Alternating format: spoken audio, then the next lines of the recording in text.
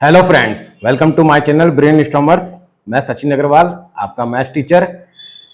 आज हम सॉल्व करेंगे क्लास 10th की मैथ का एक नया चैप्टर जो कि बहुत ही बेहतरीन चैप्टर है, बहुत नया चैप्टर। और पॉलिनोमियल, जैसा कि आप देख पा रहे होंगे, polynomial chapter R D Sharma book का ये है चैप्टर नंबर आपका 2। और इसका भी आपका वेटेज बोर्ड एग्जाम में 4 मार्क्स आएगा। इस चैप्टर से 4 मार्क्स के क्वेश्चन बनते हैं। एक आएगा आपका 1 मार्क्स क्वेश्चन जो कि आपका एमसीक्यू बेस्ड होगा, और एक आएगा आपका 3 मार्क्स जो कि बहुत ही इंपॉर्टेंट है। तो इस चैप्टर को भी इग्नोर मत कीजिएगा, ये चैप्टर भी आपका बहुत ही इंपॉर्टेंट एग्जाम के पॉइंट ऑफ व्यू से। तो सबसे पहले इस चैप्टर को स्टार्ट करने से पहले कुछ बेसिक पॉइंट जान लेते हैं कि इस चैप्टर में हमें पढ़ना क्या क्या है। हमें पढ़ना है सबसे पहले इस चैप्टर में व्हाट इज पॉलिनोमियल।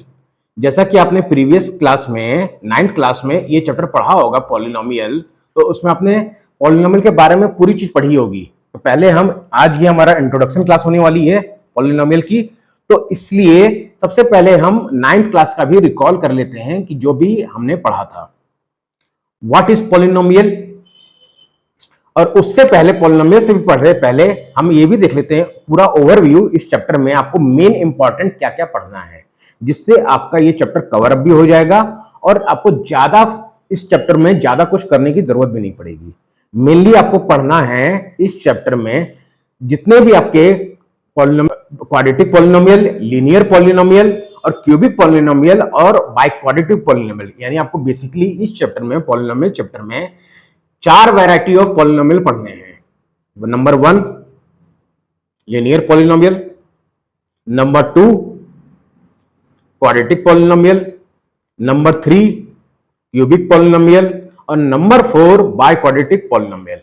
इन चारों के आपको जनरल इक्वेशन भी आपको याद होनी चाहिए। इन चारों की जनरल इक्वेशन क्या होती है, तो हम 1 बाय 1 जब चैप्टर स्टार्ट करेंगे तो डिस्कस करेंगे।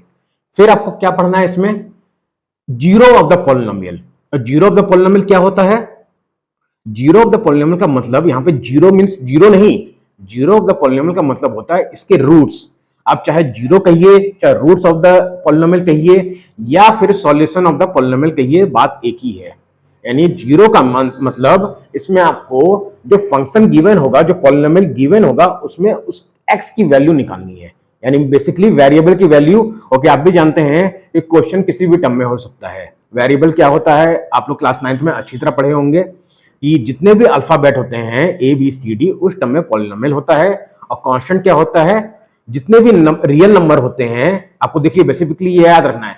9th में आप लोग रियल नंबर बहुत अच्छे से पढ़े होंगे, इसलिए यहां पे आप पॉजिटिव इंटीजर्स और नेगेटिव इंटीजर्स में कंफ्यूज मत होइएगा। यहां पे आपको रियल नंबर याद करना है।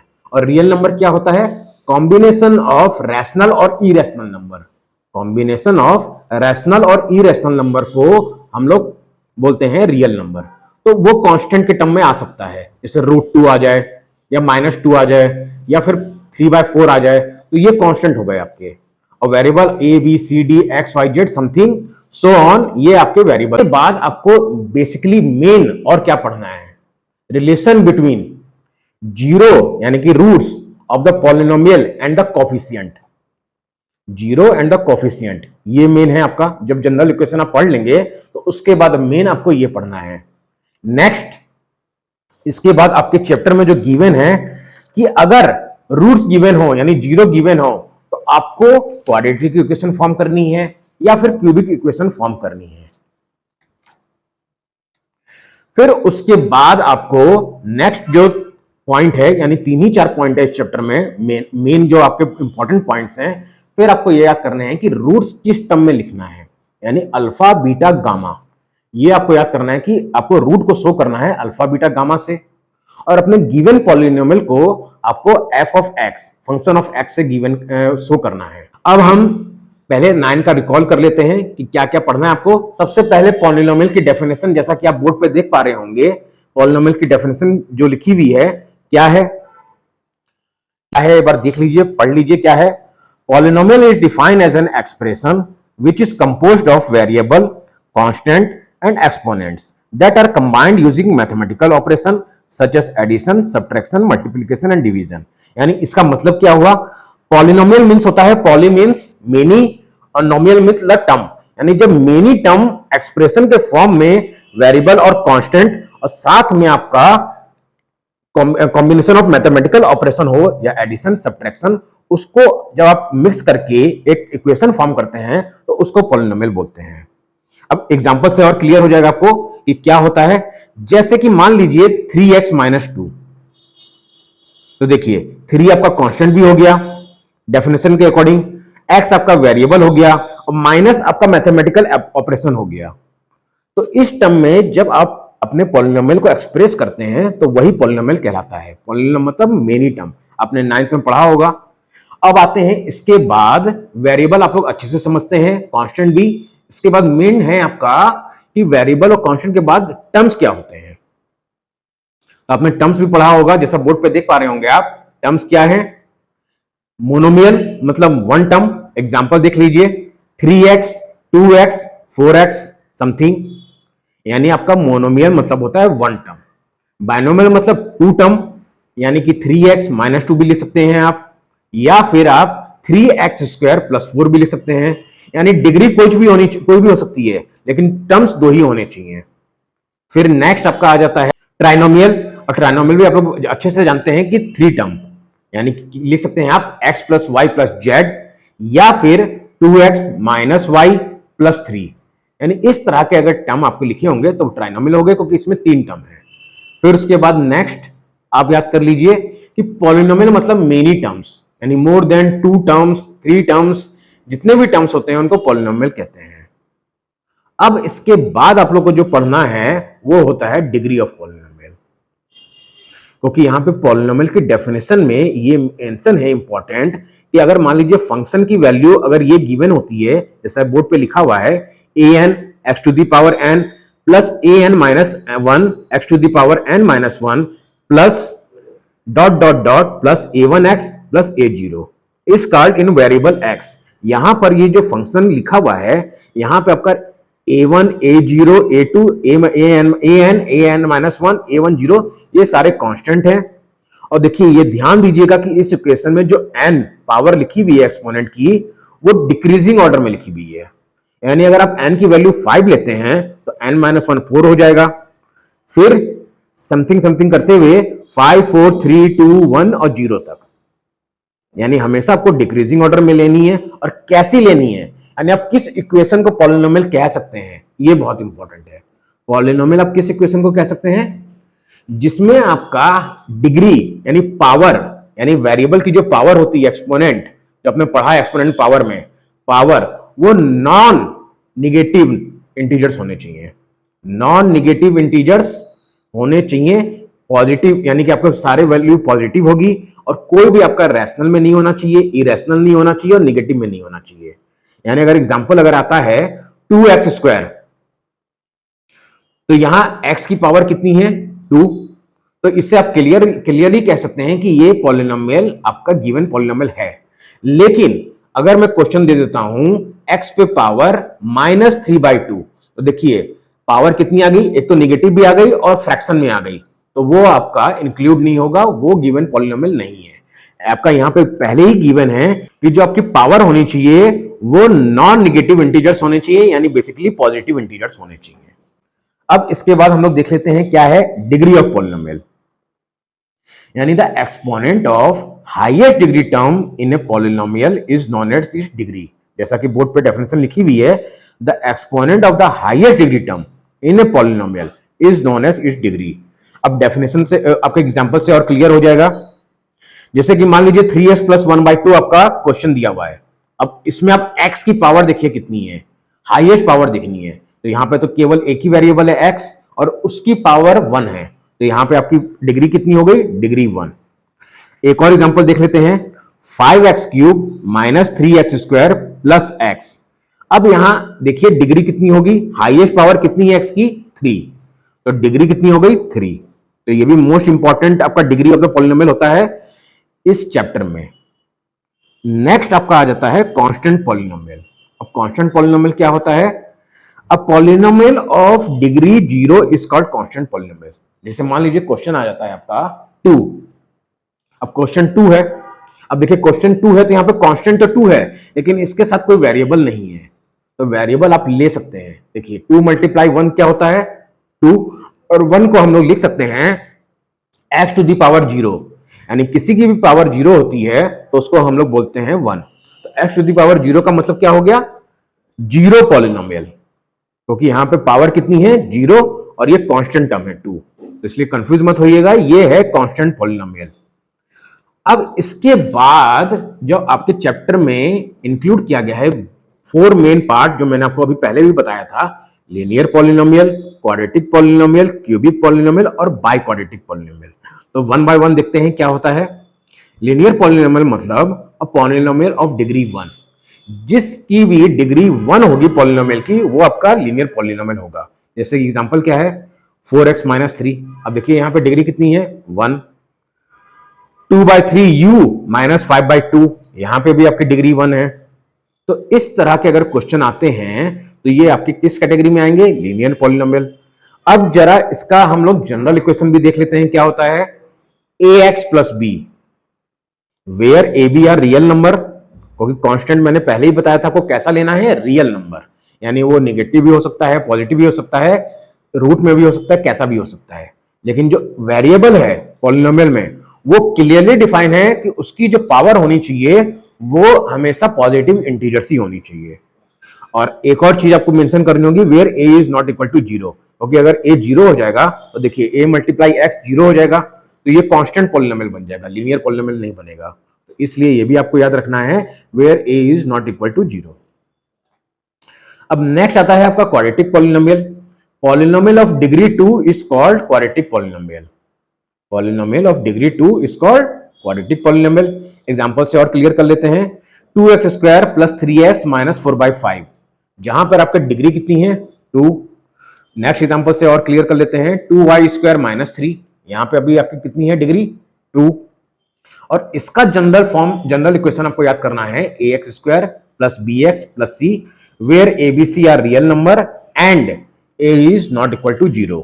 ये आपको क्लियरली मेंशन करना है, a is not equal to 0। ये था आपका क्वाड्रेटिक पॉलिनोमियल। नेक्स्ट आता है आपका cubic polynomial. A polynomial of degree 3 is called a cubic polynomial, यानी कि इसमें क्या करना है आपको, जिसकी डिग्री 3 होती है, जिस भी पॉलिनोमियल की डिग्री आपको 3 दिखेगी वो आपका किस कैटेगरी में रखना है आपको, क्यूबिक पॉलिनोमियल में। जैसे एग्जांपल 2y³ + 5y - 7, ये क्यूबिक पॉलिनोमियल है। वेरिएबल कौन सा है इसमें, y, और डिग्री कितनी है 3। अब इसका भी जनरल इक्वेशन आपको याद करना है, ax³ + bx² + cx + d where a b c d are real number and a is not equal to 0।